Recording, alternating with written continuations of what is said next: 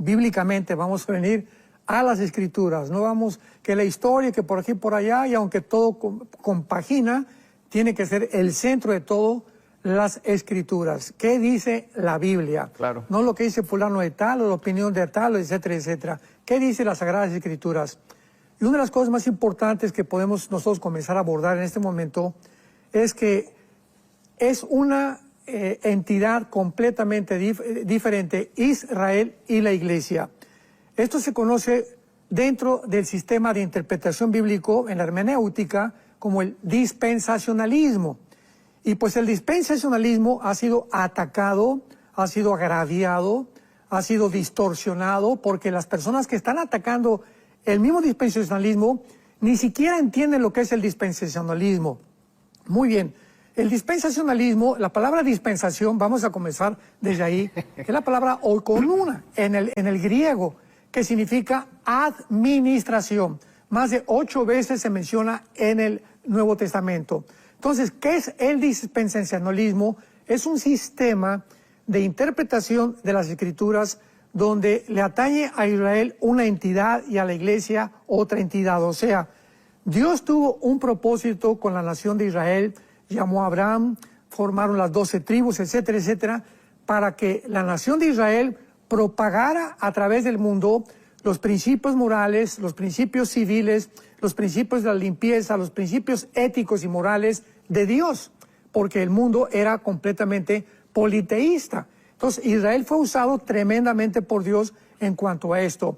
La Iglesia es otra entidad completamente diferente que no existía en el Antiguo Testamento. La Iglesia es el cuerpo de Cristo. Israel es la nación a la que Dios le dio un pacto o pactos que eran incondicionales, menos el pacto del monte Sinaí. Entonces, el pacto sinaítico. Entonces, el pacto, por ejemplo, que Dios le da a Abraham, a Génesis 12, del 1 al 3, te voy a bendecir y a los que me digan vas a bendecir y a los que te maldigan van a ser maldecidos y te daré la tierra. Aquí es importante, y esta es la confusión, de confundir las promesas de Israel con las promesas de la Iglesia, y algunos han llegado al extremo ya de decir que ya esto es una barbaridad, que la Iglesia ha suplantado a Israel. Veamos claramente algunas escrituras que nos van a explicar claramente lo que estamos desarrollando y lo que vamos a desarrollar a continuación. Por ejemplo, en Isaías 50, versículo 1, dice la Biblia, Isaías 50, versículo 1, así dijo Jehová, ¿qué es de la carta de repudio? La palabra repudio es divorcio, tanto en el hebreo como en el griego. ¿Qué es la carta de divorcio de vuestra madre? Está hablando de Israel, con la cual yo la repudié. O sea, Dios está diciendo en Isaías 50, versículo 1, que Dios está divorciado así, de una forma agresiva de Israel. O sea, ya no voy a tratar con ustedes, ¿verdad? El pacto ustedes lo rompieron y al romper un pacto, yo ya no tengo por qué meterme, pero voy a demostrarles que a pesar que los he rechazado y a pesar que ahorita Dios considera como a Israel repudiado, no ha acabado con él. Porque la fidelidad de Dios se muestra precisamente en que Él va a mantener su pacto, aunque Israel pecó y lo abandonó, lo crucificaron en el nombre de Israel, etcétera, etcétera. Dios no olvida sus pactos. Y dice a continuación el capítulo 54 de Isaías, versículos del 5 al 8. Todos estos versículos y pasajes es importante que tú, que te gusta el estudio de la Biblia, los apuntes para que puedas defender tu fe y poder explicarle a la gente que está muy confundida qué es el puesto, cuál es la posición de Dios en Israel y Israel en la Biblia. Dice Isaías 54, del 5 al 8. Porque marido es tu hacedor, le está diciendo Dios a Israel, yo soy tu esposo, tu marido. En el Nuevo Testamento, la iglesia es la novia de Cristo. Y aquí hay una grandísima diferencia. Israel fue la esposa, se casó Dios a través del pacto con Israel, dicho de una forma alegórica, desde luego, ¿verdad? Espiritualmente hablando. Y nosotros somos también, de una forma simbólica, la novia de Cristo. Entonces hay una diferencia grandísima. El Padre en el Antiguo Testamento tiene un pacto de relación íntima con Israel. En el Nuevo Testamento nosotros todavía no. Estamos esperando las bodas del Cordero. Ahí partiendo de este punto, ya nos damos cuenta el propósito completamente diferente de Dios para Israel y de Dios para la iglesia. Dice a continuación, tu marido es tu hacedor, Jehová de los ejércitos es su nombre y redentor. El Santo de Israel y de toda la tierra será llamado, porque como a mujer abandonada y triste de espíritu te llamó Jehová, y como a la esposa de la juventud que es repudiada, dijo el Dios tuyo, por un breve momento, escuchemos esto, por un breve momento te abandoné, pero te recogeré con grandes misericordias. Con un poco de ira escondí mi rostro de ti por un momento, pero con misericordia eterna tendré compasión de ti, dijo Jehová tu Redentor. Vamos por orden. Aquí hay una promesa de Dios a la nación de Israel, no a la iglesia. Vamos a ver después que ahora la iglesia no hay judío, ni etcétera, etcétera, y vamos a ver cómo se compagina esto. Pero aquí vamos por orden. Dios le está diciendo a Israel, a la nación de Israel, a los descendientes étnicos de Abraham, Isaac y Jacob, no los voy a abandonar. Voy a regresar con ustedes. Les he dado una carta de divorcio, pero los voy a poner aparte, ¿verdad? En la banca, como decimos en el fútbol, pero ustedes van a entrar al partido después, como lo vamos a ver más adelante. Ahora vamos al libro de Amós, capítulo 9, Amós capítulo 9, versículo del 14 y 15. Amós 9, 14 y 15. Esta promesa que vamos a leer se cumplió explícita, exacta y correctamente el 14 de mayo de 1948. Y el simple hecho de que Israel se haya constituido como un Estado soberano, libre e independiente el 14 de mayo de 1948, ya nos habla inmediatamente que Dios no se ha olvidado a Israel. Y la mera sobrevivencia de Israel hasta el siglo XXI en que nos encontramos, a pesar de tantas guerras y todo lo que han atravesado, nos habla de la mera fidelidad de Dios a sus pactos. Dios no rompe sus pactos porque Él es un Dios de pacto. Así que dice este pasaje, Amós 9, 14 y 15. Traeré del cautiverio a mi pueblo Israel, apúntalo hoy en tu Biblia, 14 de mayo de 1948. Vean la exactitud y los detalles. Número 2. Edificarán las ciudades, las habitarán, plantarán viñas, beberán el vino de ellas, harán huertos y comerán el fruto de ellos. O sea, no solamente Dios prometió que no se había olvidado de ellos y que los iba a regresar a su tierra, sino que cuando regresaran iban a reconstruir la ciudad y a plantar viñas. Muy bien.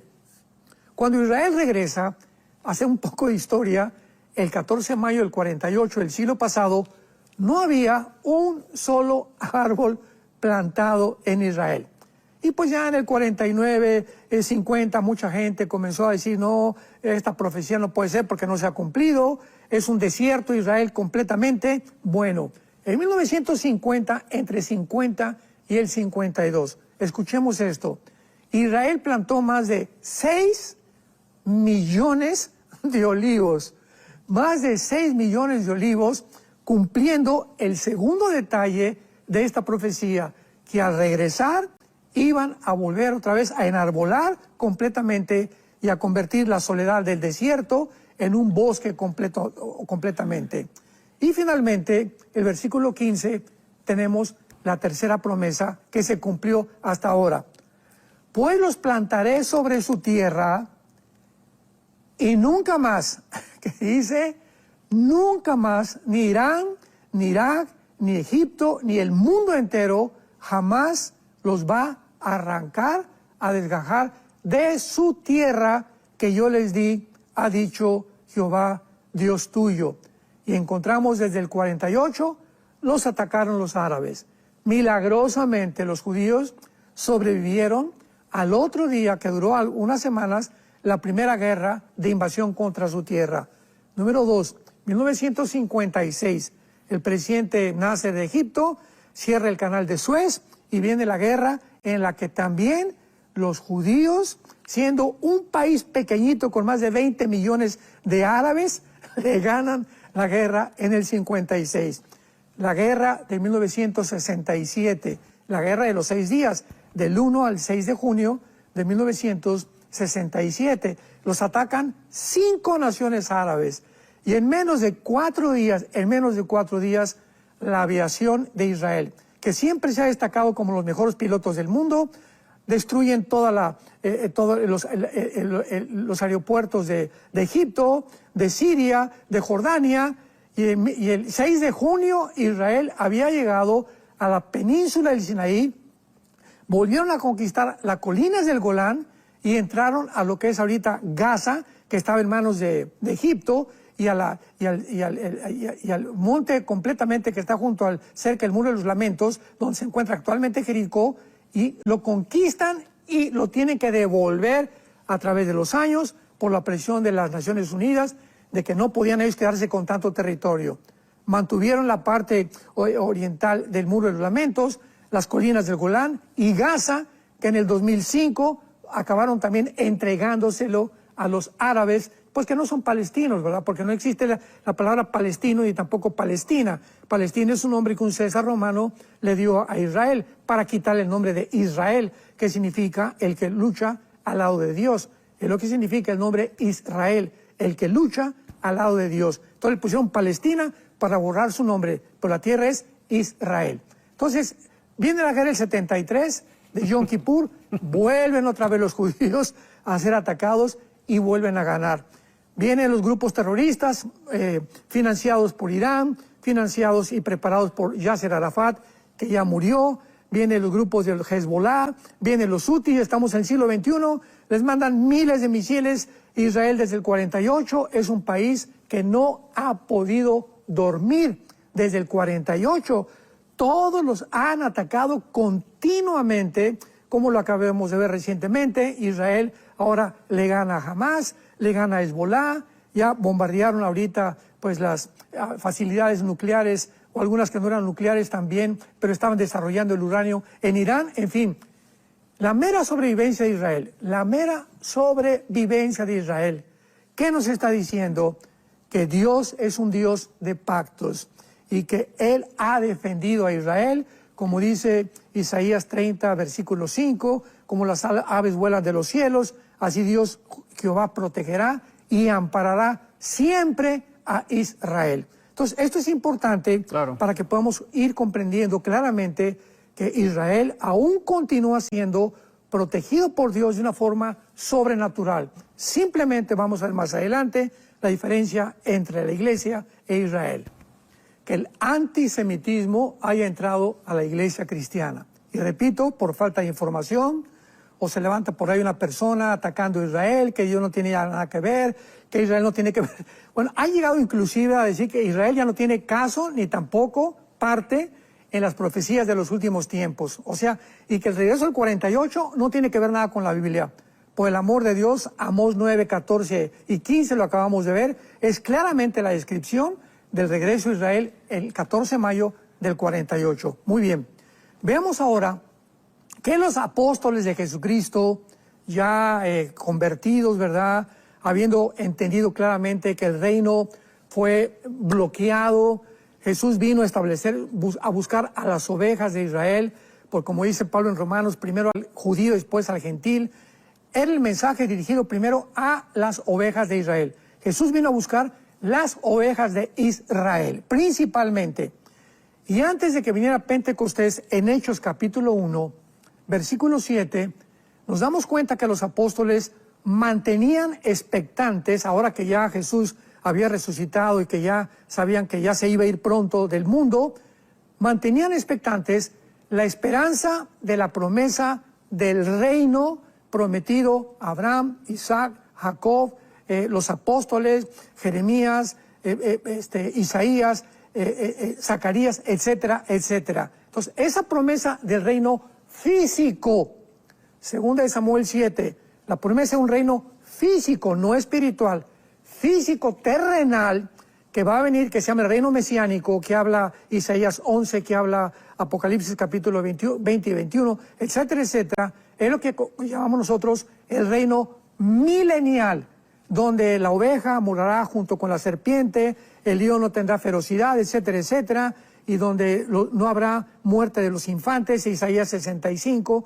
sino que los viejos van a llegar otra vez a la edad antigua al principio de la Biblia. Entonces, este reino físico terrenal que Dios prometió a los judíos, los discípulos le hicieron estas últimas preguntas a Jesucristo en Hechos 1, versículo 7 y versículo 8. Entonces, versículo 6, perdón, del 6 al 8, Hechos 1 del 6 al 8. Entonces, los que se habían reunido le preguntaron, diciendo a Jesús, Señor, ¿restaurarás el reino a Israel? El reino que le prometiste a todos los profetas y a todos los patriarcas en este tiempo. Ellos estaban angustiados, como lo estuvo Daniel 600 años, cuando se le apareció el ángel y le explicó la semana 70 o las 70 semanas de Daniel. Estaban buscando Daniel si ya Dios se ha acabado con ellos, y los apóstoles iguales, ¿ya acabaste con nosotros? ¿Lo vas a restaurar en este tiempo? ¿Cuándo? Era la pregunta que estaba en el corazón de los apóstoles. Y les contestó Jesús, no les toca a ustedes saber los tiempos o las sazones que el Padre puso en su sola potestad. Muy bien. ¿Cuándo dijo Jesús estas palabras? Antes de Pentecostés, por el amor de Dios. El Espíritu Santo no había venido sobre ellos. Ellos todavía no tenían la iluminación que el Espíritu Santo les dio. Pablo no había escrito ninguna de sus cartas tampoco. Es importantísimo ubicarnos cuando las palabras se dijeron, con qué propósito y a quiénes se dijeron, para trazar bien la exégesis de la palabra de Dios. No les toca a ustedes saber los tiempos y las sazones que el Padre puso en sola potestad, pero más adelante a los tesalonicenses, Pablo les escribió, ustedes saben los tiempos y las sazones, no tienen necesidad de que yo se los diga, porque hay personas que han usado esto para decir, es que no sabemos los tiempos. Aquí está escrito claramente que dijo Padre que pertenece a una sola potestad. Muy bien, porque todavía vivían bajo la ley. Todavía no había nacido la iglesia, no había venido Pentecostés, no había venido el Espíritu Santo, no había venido la nueva revelación que tenemos ahora mucho más amplia y más comprensible de lo que pasó en el Antiguo Testamento y lo que pasó con los discípulos. No les toca a ustedes saber las potestades o las razones de mi Padre, pero recibirán poder cuando haya venido sobre vosotros el Espíritu Santo, me serán testigos en Jerusalén, Judea, en Samaria y en toda la tierra. O sea, Cristo no les contestó ni les dijo, ¿verdad? Ya acabé con ustedes. Y el reino está completamente cancelado. No, les desvió la atención porque aquí en adelante, hasta que recibieran el Espíritu Santo, iban a comprender claramente la diferencia entre el reino espiritual y el reino terrenal. Por eso, ¿verdad? Hay un grupo de cristianos que dicen que el reino de Dios ya está en nosotros, porque el reino es espiritual. Jesús dijo, el reino es en ustedes, y han confundido el reino espiritual con el reino físico terrenal, que se describe claramente también en el libro del Apocalipsis. Y para ahora cimentar esto, bueno, esto vemos que es antes de la venida del Espíritu Santo, veamos al apóstol Pablo, ahora en Hechos capítulo 26, defendiéndose cuando Agripa, ¿verdad?, estaba tratando de poder confrontarlo y que respondiera ante las acusaciones. Veamos lo que Pablo ya, bajo el Espíritu Santo, contesta y dice, Hechos 26, versículo 6 y 7. Y ahora, por la esperanza de la promesa que Dios hizo a nuestros padres, soy llamado a juicio. La esperanza que Dios hizo a Abraham, Isaac, Jacob y a los profetas.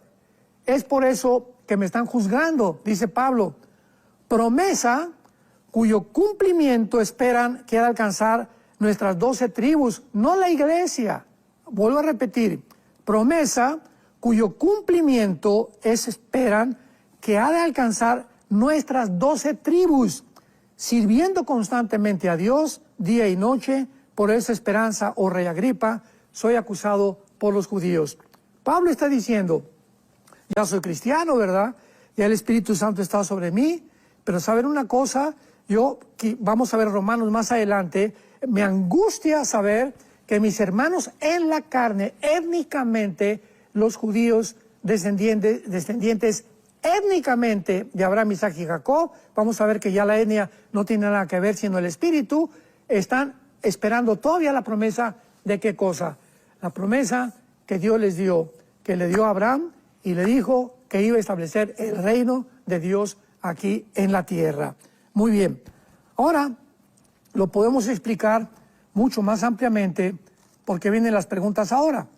Y pues yo he tenido bastantes, no conflictos, ¿verdad? Es importante que entre nosotros podamos amarnos, perdonarnos, entender claramente que si hay una discrepancia teológica entre tú y yo, lo más importante es el amor, soportarnos y perdonarnos. Sí, claro. Y esto es lo precioso de la Biblia, que tú piensas diferente a como yo pienso. Muy bien, pues ahora la información que yo te estoy dando, investígala. O sea, yo quiero oír tu posición, que si se pierde la salvación, que ya terminó Dios con Israel. Quiero ver tus bases bíblicas. Yo te doy las mías, quiero escuchar las tuyas, para que podamos realmente edificarnos mutuamente y no pelearnos. No es cuestión de ver quién gana y quién tiene la razón, ni de criticarnos, ni tampoco llamarnos, como por ahí nos dijeron, que ahora somos nosotros como los testigos de Jehová y como los adventistas, ¿verdad? Que porque ahora ya creemos que Israel ya es otra vida regresó y porque tenemos que defender a Israel, etcétera, etcétera. Y nos han calificado, ¿verdad? Han lapidado, han mutilado el cuerpo de Cristo. Esto es lo más triste de todo. Pero veamos ahora claramente, y vamos a contestar la pregunta que muchos discuten. Bueno, pues es que ahora ya no hay dos pueblos. Estoy de acuerdo contigo. Ya no hay dos pueblos. En el Antiguo Testamento, Israel era el pueblo de Dios. El pueblo de Dios está banqueado, está hecho a un lado, pero no totalmente, sino temporalmente, como lo vamos a ver. Ahora el pueblo de Dios, estoy de acuerdo, ya no hay judío, no hay griego, no hay gentil, ahora somos uno en Cristo y ya no hay judío delante de Dios étnicamente. Y los judíos que se han convertido a Jesús, a Yeshua, y han aceptado a Jesús como su Mesías, son el Israel de Dios en el Nuevo Testamento. Porque, repito, son esos judíos a quienes se les hizo esa promesa, pero la promesa era si ellos se convertían al Mesías. Porque un judío étnicamente que nace de papá, porque en la Biblia es importante esto. De acuerdo a la Biblia, la genealogía judía o el judaísmo proviene del padre. Si el padre es judío y la madre es de otra raza, el niño es judío. Lo podemos ver en el capítulo 41 a 45 del Génesis con José. José se casa con una egipcia, hija de un sacerdote egipcio. Y los hijos de José con una mujer egipcia fueron Efraín y Manasés, que formaron parte de las tribus de Israel. O sea que, de acuerdo a la Biblia, se es judío étnicamente si tienes un padre judío. Y la mamá puede ser etíope, puede ser de cualquier otra raza, pero lo que le da el judaísmo al judío es el papá. Por eso las genealogías son hijo de tal, hijo de tal, hijo de tal, hijo de tal, hijo del padre, del padre, del padre. Entonces, esto es muy importante para poder entender lo que dice la Biblia. Romanos 2, versículo 28 y 29. Es judío el que lo es, no es judío el que lo es por fuera, exteriormente. O sea, mi mamá es judía, mi papá es judío, los fariseos dijeron lo mismo. Nosotros somos descendientes de Abraham. Pero Jesús les dice, ustedes no son descendientes de Abraham, son hijos de vuestro padre el diablo. Juan 8:44. Entonces, ellos creían que por haber adquirido, recibido la etnia, la sangre, la genética de Abraham, Isaac y Jacob, ellos eran el pueblo escogido de Dios. No es así, lo explica ya Pablo, lleno del Espíritu Santo. No es judío el que lo es exteriormente, ni la circuncisión la que se hace exteriormente en la carne. O sea, nadie puede decir, dice Pablo, yo soy judío porque mi papá es judío, o mi mamá, o los dos son judíos, y además me circuncidaron. Nada de eso vale bajo el nuevo pacto, sino que es judío el que lo es en lo interior. Y la circuncisión es la del corazón, en espíritu, no en letra, la alabanza de la cual no viene de los hombres, sino de Dios. Entonces, ya vamos a comenzar a entender claramente que bíblicamente, bajo el Nuevo Testamento, el judío es toda persona que ha recibido a Cristo o la semilla espiritual de Abraham, Isaac y de Jacob. Porque vemos que Jacob era también hijo de Abraham, descendiente de Abraham, y fue Jacob hecho a un lado.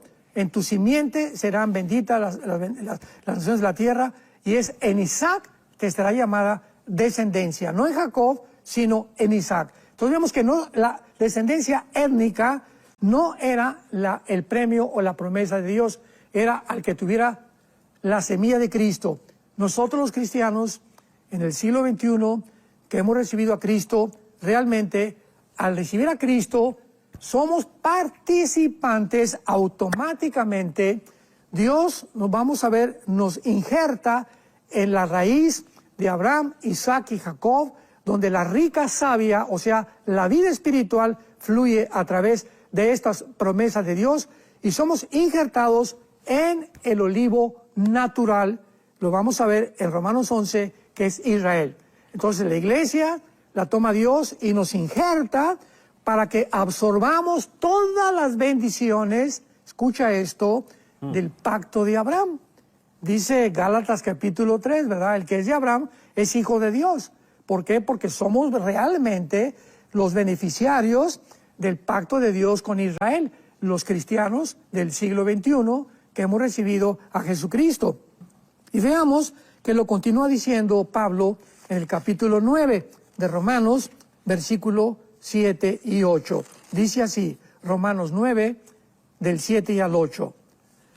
Ni por ser descendientes de Abraham son todos hijos, sino en Isaac te estará llamada descendencia. Esto es, no los que son según la carne. Otra vez, según por mi papá es judío, mi mamá es judía, yo realmente merezco ser heredero del reino de Dios. No, de ninguna manera, porque no es la herencia de acuerdo a la descendencia étnica ni genética, es si tienes al Mesías en tu corazón, sino que los que son según la promesa son contados como descendientes. O sea, ¿quiénes somos los verdaderos descendientes de Abraham, Isaac y Jacob? Ahora todos, gentil, judío étnicamente, mexicano, azteca, tlaxcalteca, auca, indios, cualquier ser humano en el mundo entero que en este momento acepta a Jesús como el Mesías y reconoce que Él es la promesa dada a la nación de Israel, esa persona es la que realmente reconoce a Dios como su pueblo. Bueno, pues ahora esto se presta a otras discusiones. Dice el capítulo 9 de Romanos, versículo 25 al 27. Vamos a seguir desmenuzando esto. Claro. Dice así, como también en Oseas dice. Aquí Pablo cita al profeta Oseas, judío. Claro que todos los profetas fueron realmente pertenecientes al pueblo de Dios, ¿verdad? Todos los que escribieron el Antiguo Testamento son profetas que fueron llamados por Dios porque pertenecían al pacto de Dios. Como Oseas dice, llamaré pueblo mío al que no era más pueblo. Oseas profetizó, ustedes eran mi pueblo, escúchenme, Israel. Ustedes, vaya el momento que ya no van a ser mi pueblo. Ahora voy a tener otro pueblo. ¿Quién es este pueblo? Nosotros, la iglesia. Aquí vemos ya dos pueblos, el pueblo del Antiguo Testamento y el pueblo del Nuevo Testamento. Por lo tanto, Israel del Antiguo Testamento no puede ser igual a la iglesia, ni la iglesia ha tomado el lugar de Israel. Es la diferencia de los dos pueblos. Veamos lo que dice a continuación. Y a la no amada, o sea, a los gentiles que nunca supuestamente Dios nos había amado, ahora somos el objeto del amor de Dios. Y en el lugar donde se les dijo, ustedes no son pueblo mío, allí serán llamados hijos del Dios viviente. O sea, a ustedes, aunque los voy a desechar temporalmente y tengo otro pueblo que serán los gentiles. Por eso dijo Cristo en Juan capítulo 10, Jesucristo, tengo otras ovejas que no son de este redil. ¿A quién se refería? A nosotros, a los gentiles. Y dice el capítulo 10 de Romanos, donde Pablo ya comienza de una forma más profunda a quitarnos todas las incógnitas que hasta este momento podríamos tener. Hermanos, Romanos 10:1. Ciertamente, el anhelo de mi corazón, escuchemos esto, el anhelo de mi corazón en mi alma, tengo un anhelo profundo. ¿Cuál es, Pablo? Mi oración a Dios por Israel para salvación. Aquí no está hablando Dios de la iglesia, él ya era cristiano. Está hablando de que todavía en la nación de Israel había muchas personas judías que no formaban parte ni herederos de la promesa por no tener la semilla, pero Pablo quería que se salvaran. ¿Por qué? Porque a ellos se les hizo la promesa, el pacto, todo vino a través de Israel. Cristo era judío, los apóstoles eran judíos, la primera iglesia fue judía, etcétera, etcétera. Entonces, esa nación tiene un valor que no se puede ni siquiera, no se puede valorizar la profundidad del amor de Dios todavía por la nación de Israel. Y vamos a ver ahorita quién es la nación de Israel, ¿verdad? Y luego dice a continuación el capítulo 11 de Romanos.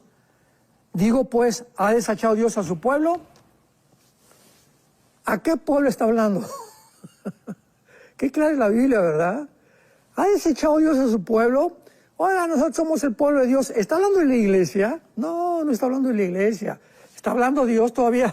La iglesia estaba en pañales cuando Pablo escribió esto. Ha desechado, está hablando de su pueblo. Pablo considera todavía que hay un pueblo en Israel que le pertenece a Dios. ¿Los ha desechado? En ninguna manera. Porque yo mismo soy israelita, o sea, yo soy judío, dice Pablo, de la descendencia de Abraham, de la tribu de Benjamín. No ha desechado Dios a su pueblo, al cual desde antes conoció.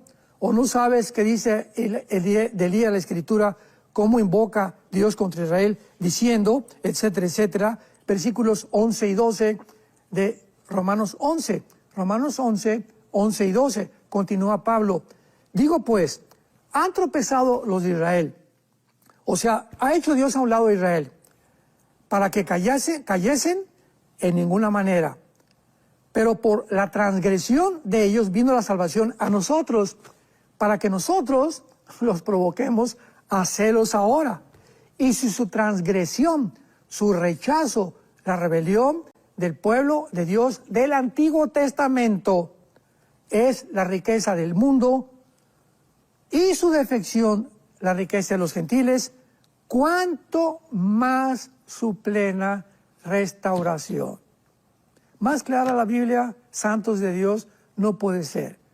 Dios está hablando, si aun cuando Dios los desechó y los olvidó y pecaron y todo, pero como Él es un Dios de pacto, si Él los ha hecho a un lado, cuánto más grande será cuando Israel, Apocalipsis 1, versículo 7, reconozcan al que traspasaron y hagan lamentación con él. Zacarías 12, versículo 5 en adelante, derramaré mi espíritu sobre Israel y expiaré todas sus iniquidades, cumpliendo la promesa de la semana 70 de Daniel. Porque dicen que la semana 70 de Daniel ya pasó, que esas promesas ya se cumplieron y que Cristo las cumplió, etcétera, etcétera, bla, bla, bla, bla, bla. Sin embargo, ¿verdad? La expiación no ha venido para Israel, no ha puesto Dios la prevaricación para siempre, la justicia perdurable no la tenemos tampoco, ni tampoco se ha sellado la profecía, ni tampoco se ha sellado todo lo que Dios ha escrito, ni tampoco se ha ungido al Santo de los Santos, que es el templo. Nada de eso ha sucedido. El templo fue destruido en el año 70 después de Cristo. ¿Cómo pueden decir que la profecía 70 de Daniel ya desapareció y que forma parte del pasado? Es impresionante cuando no ponemos precepto sobre precepto y línea sobre línea, que hagamos una melcocha y una confusión tremenda entre Israel y entre la iglesia. Ajá. Entonces, vemos no solamente eso, sino que vemos también el versículo 14 y 15 de Romanos 11. Romanos 11, 14 y 15. Porque si en alguna manera puedo provocar a celos a los de mi sangre, o sea, ¿quiénes son los de la sangre? No es la iglesia de Pablo, son los étnicamente judíos que todavía no conocían a Cristo como Pablo lo conoció. Si yo los puedo provocar a celos y hacer salvos a algunos de ellos, porque si su exclusión es la reconciliación del mundo, ¿qué será su admisión? Otra vez Pablo dice, van a ser restaurados, van a volver a ser admitidos sin vida entre los muertos. ¿Cómo pueden atreverse a decir que Dios acabó ya con Israel? Cuando la Biblia nos muestra de una forma tan clara. Versículo 17. Pues si alguna de las ramas fueron desgastadas, algunas, o sea, no todos los que descienden de Abraham, Isaac y Jacob genéticamente fueron rechazados. Los que aceptaron al Mesías permanecen con las promesas de Abraham, Isaac y Jacob, como somos nosotros. Algunas fueron desgajadas, y tú, siendo olivo silvestre, nosotros, has sido injertado en lugar de ellas y has sido hecho participante de la raíz de la rica savia del olivo. No te jactes. O sea, en el siglo XXI, cuidado con los cristianos que se jactan. Dios ya no tiene que ver con Israel. Dios ni parece el regreso a Israel en el 48, no tiene nada que ver. Ya no hay ninguna promesa futura que se va a cumplir con Israel. Todas personas que se llaman cristianos se están jactando, se están ensoberbeciendo, diciendo, no, ahora la iglesia ha tomado ya definitivamente el lugar de Israel, Dios ya no tiene que ver nada con Israel. Se llama la teología del reemplazo, lo cual, verdad, es una abominación a los ojos de Dios, porque está atacando el carácter de Dios, se está atacando el carácter de Dios, se está diciendo que lo que Dios prometió no lo va a cumplir. Imaginémonos, lo que Dios cumplió a los profetas y a los patriarcas, no lo va a cumplir. Y ahora la iglesia ha tomado el lugar de aquellos a quienes Dios les cumplió algo. Entonces Dios es mentiroso.